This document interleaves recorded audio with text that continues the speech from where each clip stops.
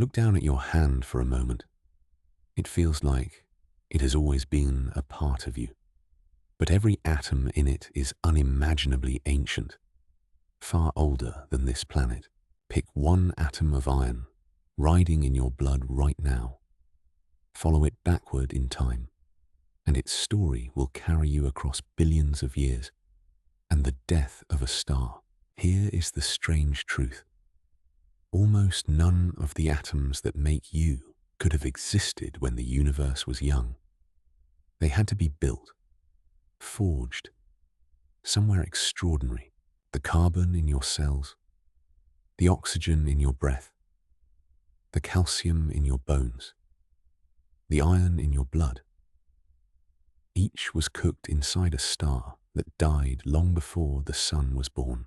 You are not just looking at the stars. You are made of them. This is the story of how a dying star became you. Rewind to the very beginning. After the Big Bang, the infant universe was searingly hot and astonishingly simple, a glowing fog of the very lightest particles. As it expanded and cooled, it settled into just two ingredients: hydrogen, the simplest atom of all, and a smaller helping of helium. Almost nothing else. That was the entire cosmic pantry. No carbon to build life, no oxygen to breathe, no iron, no gold, no rock, just the lightest gas, drifting in the dark. A universe of hydrogen can do almost nothing interesting. It cannot make a planet, or a cell, or a thought. The ingredients for you simply did not exist yet. Something had to take this thin, simple gas and transform it, to build heavier and heavier atoms, step by step.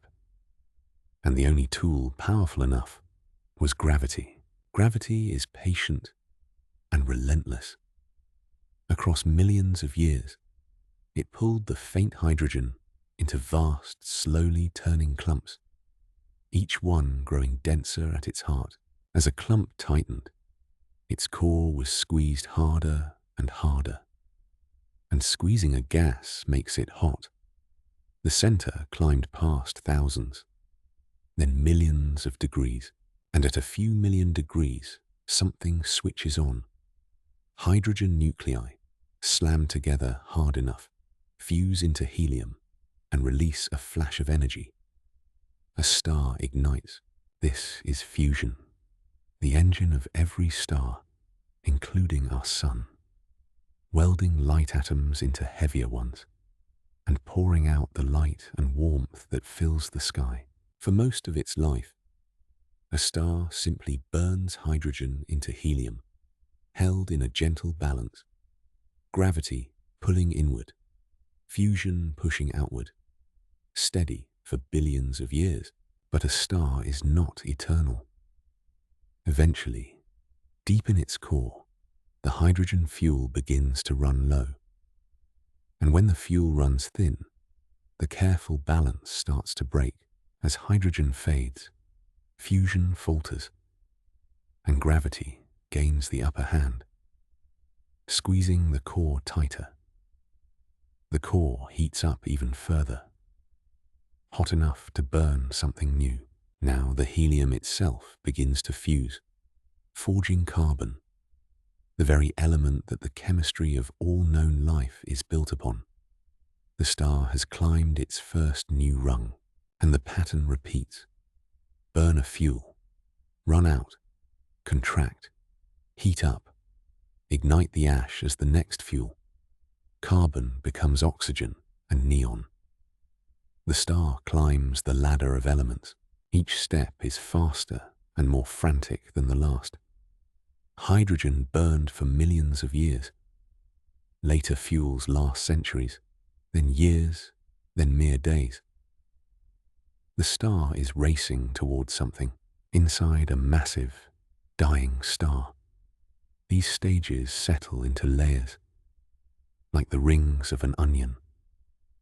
Lighter elements burning in the outer shells, heavier ones deeper toward the core.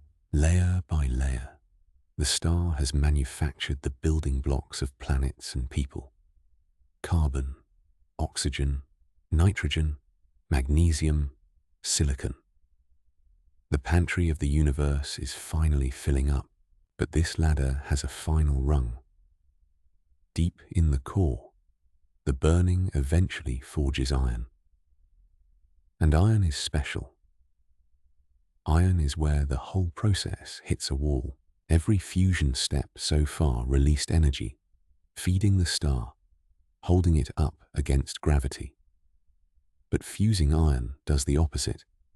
It costs energy instead of giving it. In a single day, the core fills with iron ash that cannot burn. The fire that held back gravity for millions of years suddenly now has nothing left to give. For the first time, there is no outward push.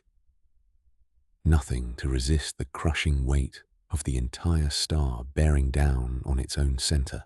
And so, in a fraction of a second, the iron core collapses, falling inward faster than you could blink, crushing down toward an almost unimaginable density.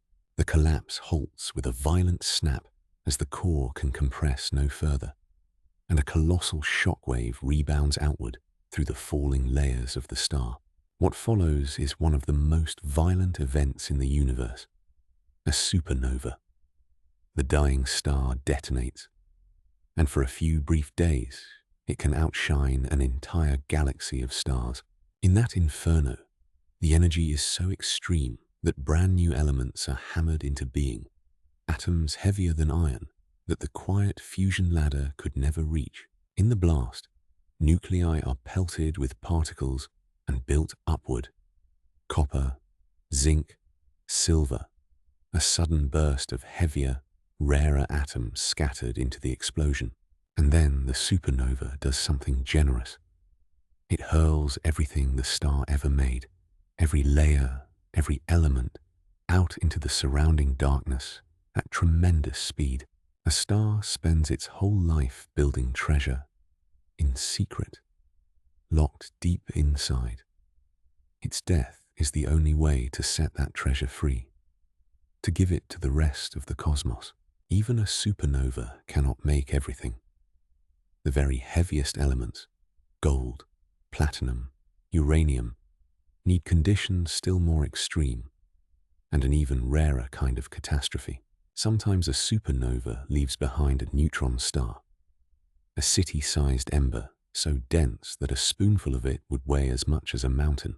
Now imagine two of these monsters, locked in orbit, spiraling closer over eons, until they finally collide in a flash that ripples the very shape of space. In that collision, a fortune of the heaviest elements is forged and flung outward. The gold in a wedding ring was likely born in the crash of two dead stars. So the precious metals we treasure are not really of this earth.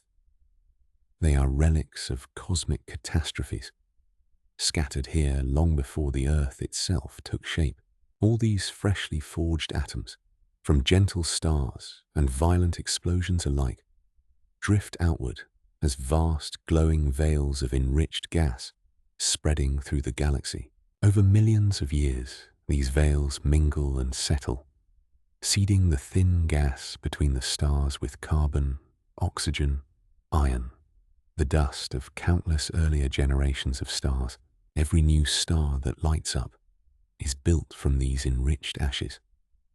And so each generation of stars is richer than the last, passing its treasure forward in turn. Our own corner of the galaxy was seeded this way, a quiet region of space, salted with the remains of stars that had lived and died billions of years before. And then, about 5 billion years ago, in one such enriched veil, gravity began, once again, to gather the gas together. A new beginning, with new ingredients. This time, the collapsing gas was no longer simple hydrogen. It was rich with carbon, oxygen, iron, and gold. the inheritance of every star that had died before it. At the center, the gas ignited into a brand new star, our sun, and around it, a swirling disk of leftover dust and debris began to spin and slowly clump together. In that disk, the heavy elements, the gifts of dead stars, collided and stuck, building pebbles, then boulders, then whole planets. One of them became the Earth. Our planet is, in a real sense, a ball of recycled stardust. Its iron core, its rocky crust, its oceans, all assembled from atoms forged in stars that no longer exist.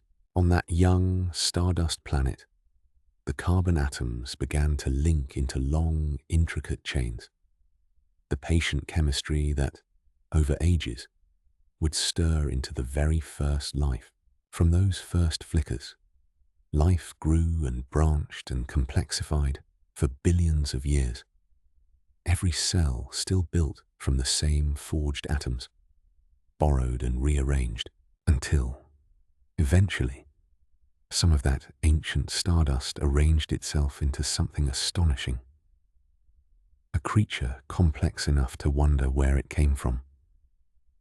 A creature like you, the iron coloring your blood red, the calcium bracing your bones, the oxygen sparking through your mind right now. All of it was once the burning heart of a star. Think about what that really means. You are not separate from the universe, watching it from the outside. You are the universe, gathered up into a shape that can think. Every atom in you is a hand-me-down, billions of years old, passed down through generations of stars before it ever became part of a single living thing. And nothing about you is permanent. The atoms you call yourself are only on loan, borrowed for a lifetime, then returned to the world, to be used again and again. The carbon in your breath today may have been a dinosaur, a forest, an ocean, a distant star. It is all the same atoms, endlessly recycled through the living world. When a star dies, it does not simply vanish. It scatters itself outward and waits patiently to become mountains and oceans and eyes that can look back up at the sky. So the next time the night sky is clear, step outside and look up. You are not a stranger gazing at distant, unrelated lights. You are looking at family. Every star you see has lived a story like this one. And one of them, long ago, gave its life so that you could be here, breathing, wondering, alive. You are stardust, awake,